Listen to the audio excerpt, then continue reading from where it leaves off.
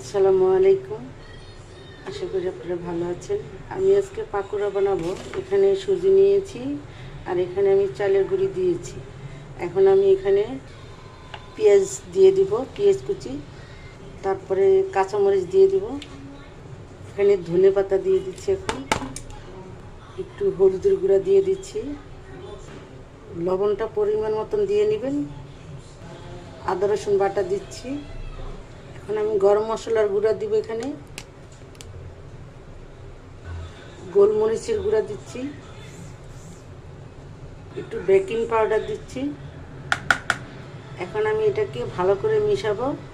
এটা আমি বিকালের জন্য নাস্তা বানাচ্ছি, পাকোড়া সুজি দিয়ে একটু চালের গুঁড়া দিয়ে বানাচ্ছি। আমার ছেলে আসবে মাদ্রাসার থেকে এসে, সে খাবে, তার জন্য আমি ভাবলাম কিছু একটা করি, তাই এটাকে বানাচ্ছি যে সুজি দিয়ে কিছু একটা করি।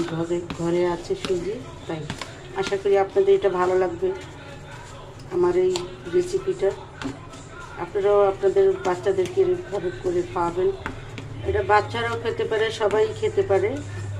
খুবই স্বাদের একটা জিনিস। আমি আরেকদিন বানিয়েছিলাম, কিন্তু আমি ভিডিও করি নেই। আজকে আমি ভাবলাম এটা ভিডিও করে ছাড়ি। এটা আমার ভালো করে মিশানো হয়ে গেছে। আমি এখন অল্প অল্প করে পানি দিব। পানি দিয়ে অল্প অল্প করে পানি দিয়ে এটাকে মিশাতে হবে। আবার একটু পানি, এটা মিশিয়ে 10-15 মিনিট রেখে দিব। তারপরে এটা মিশানো হয়ে গেলে তারপরে ভাজবো। এটা আমার মিশানো হয়ে গেছে। এটা এরকম হবে, দেখে নিন আরেকবার। এটা এরকম হবে। এটা ভালো করে না মিশানো হলে এখন আমি এটাকে রেখে দিব 10-15 মিনিটের মতন। এটা ভিজবে, ঢেকে আমি এটাকে রেখে দিব। এখন ঢেকে রেখে দেবো এটা 10-15। আমার এটা হয়ে গেছে, দেখেন কত সুন্দর হয়েছে। এটা এরকমই থাকবে। আর একটু পানি দিব, পানি দিয়ে মিশাবো এটাকে। এখন একটু পানি দিয়েছি, এটা কত সুন্দর ফুলে গিয়েছে।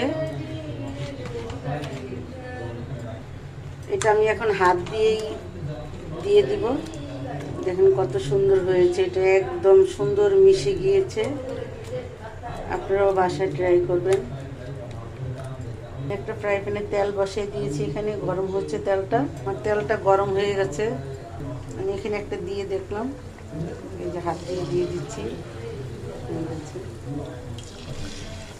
আমার এটা এই যে দেখুন কত সুন্দর ফুলে গিয়েছে। এটা এখন উল্টায় দিব। আগুনটা লোতে দেওয়া লাগবে, আস্তে এটা ভিতরে ভালো করে সুন্দর করে হবে। তারপর এটা অনেক মজা লাগবে, খেয়ে দেখবেন। এই যে আমার পাকোড়া হয়ে গেছে, সুজির পাকোড়া।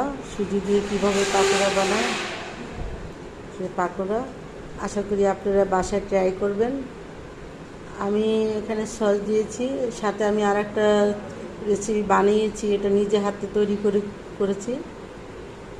আশা করি আপনাদের ভালো লাগবে, আপনারা বাসায় ট্রাই করবেন। এটা খুবই মজা। আসসালামু আলাইকুম। আর আমার চ্যানেলটাকে সাবস্ক্রাইব করবেন প্লিজ, আপনাদের কাছে অনুরোধ রইল।